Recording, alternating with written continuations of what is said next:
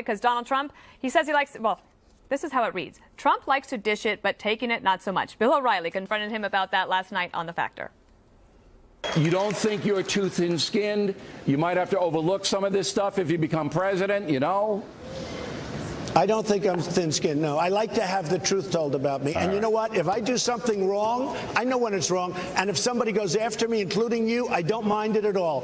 But when I didn't do something wrong and they make it up and they make things up, that I don't like, Bill. I think both things can be true, Kimberly. Yeah, I mean, that's not bad. I mean, I think he does take some heat from O'Reilly for sure. I mean, O'Reilly can be critical of him and kind of call him to task on things. And, you know, he answers back. What I like about Trump is that he's not afraid to go on and face people and give back at them. He doesn't like hide. Like, what I don't like is some of these people that don't come on, like our network, they won't do an interview, like, hello, Hillary Clinton, where are you? Come on. If you're trying to get an office like this, come, defend, speak your mind, back up what you have to say, take the heat. So, and yeah, I think both can be true. What do you think, Juan? Too thin-skinned?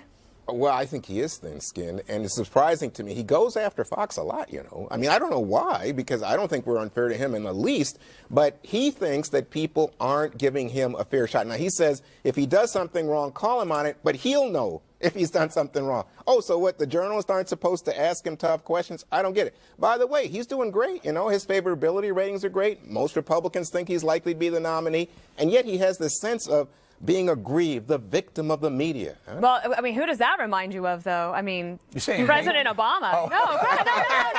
No, not at all. Are you thin-skinned? Of media? No. I was going to say that President Obama is actually very thin-skinned. All right, so here, thin-skinned is a strategy, and it's working for him. So he's made it very clear to every single other candidate running against him, if you punch me, I'm going to counterpunch. Guess what? He counterpunches a mean counterhook like Mike Tyson. They go down, so no one wants to counterpunch him anymore. So what's perceived as thin-skinned means don't go near me or I'm going to get you, and he does. Whether it's a candidate or even the media, he does the same thing with the media, as we know here.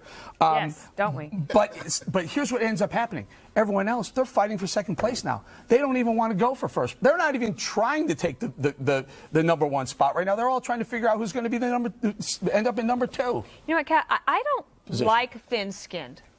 Because I just find it unattractive. It's not persuasive to me. But I think Eric has a good point. I mean, maybe it is working for him. I think we're all thin-skinned, right? Everybody's thin-skinned. We're all human beings. Some people cry on the subway. Some people attack back, which Trump definitely does.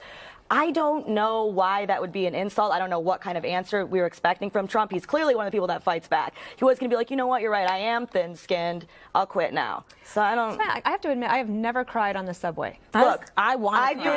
One time you took I made her me. go with me. I've definitely cried on the subway. Not this week, two though. times. Not this week. Good. All right.